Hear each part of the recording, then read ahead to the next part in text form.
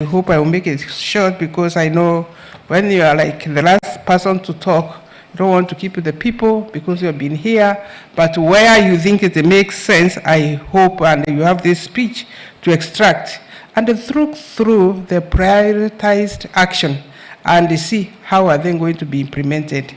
And among the 15 you have come with, which are the first 3 or 5 that you are going to start with.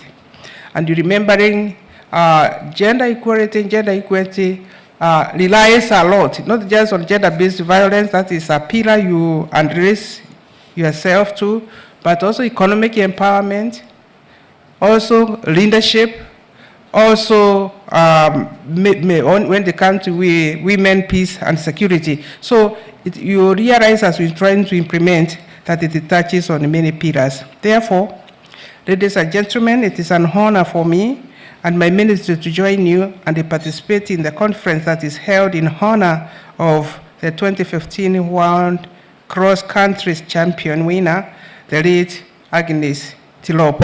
If she died so that we can make a difference, it is painful, but at least it has given us a good departure point. This against this background, that the theme combating gender-based violence and embracing gender equality and dignity in sport is very suitable.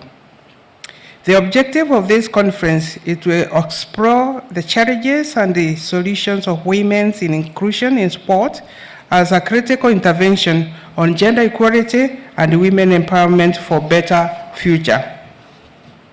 I take this opportunity to congratulate my colleague, Ambassador Amina Mohammed, for her bold leadership in championing the survey of the study status of discrimination and abuse in sports ecosystem. To me, the CS appreciates gender equality, and the sees it meaning that gender equality means each one of us is given an equal opportunity and resources, while gender equity means recognizes each one of us as a different circumstances and allocate opportunities and resources needed to reach their full potential. And that's why I'm extremely happy, because when I look at the group here, the presenters here, you are very diverse. People living with a disability and all are included. The findings carried out in the report of the task force on gender welfare and equity in sport will go a long way in informing policy formulation and implementation towards ensuring gender equity in sport for both athletes and officials.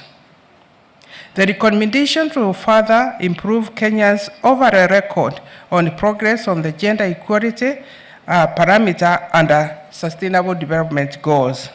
Ladies and gentlemen, as you are aware, His Excellency the President Uhuru Kenyatta is a strong champion of gender equality and women empowerment. He has led Kenya's effort on this front through deliberate action by his administration, made immense strides in bridging the gender gaps in multiple sectors. And I was so happy when I saw him opening this particular conference. His unwavering support for gender equality has been exponential expansion of scope for women to occupy decision-making positions in various institutions in this country, and also recommending others to be global leaders. The President has also led from the front in making far-reaching commitments on ending gender-based violence and discrimination of women, as captured in Generation Equality Forum that CS Amina mentioned. Kenya has made 11 commitments to end all forms of gender-based violence by the year 2026 and has specified measures to be taken towards these goals. These measures include strengthening production and utilization of gender statistics to help inform, design, scale up, and evaluation of gender-based programming. And also the report generated by the Ministry of Sport contributes directly to this commitment, bearing in mind that 1 out of every 4 women aged between 15 and 49 have experienced gender-based violence. Ladies and gentlemen, the unique underlying issue of athletes, which were laid bare by the unfortunate event that led to the murder of one of the greatest, Agnes Tirop, have been dissected at length in a quest to finding sustainable solution. This conference has also addressed itself to the very live issue of poor representation of women in federation, as well as unspoken advice on sexual exploitation among female athletes.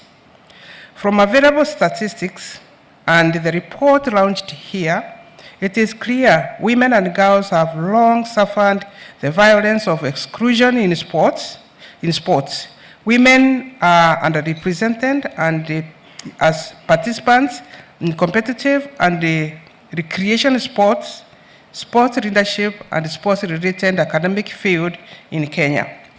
Male athletes, coaches, and officials outnumber the female ones at a ratio of 80% to 20% on average. Women are allocated little space in sports, the pages, especially in the media, and the pitches. Our female athletes are also hardly ever carried in sports publication. At the professional level, there are far less female athletes.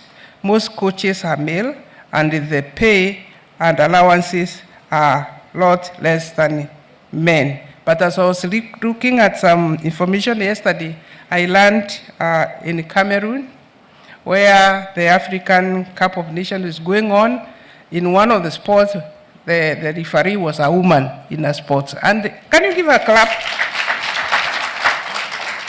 To me, that is very inspiring, because the first, wherever you hear the first, that means they have broken the ceiling, and the message is, it is possible.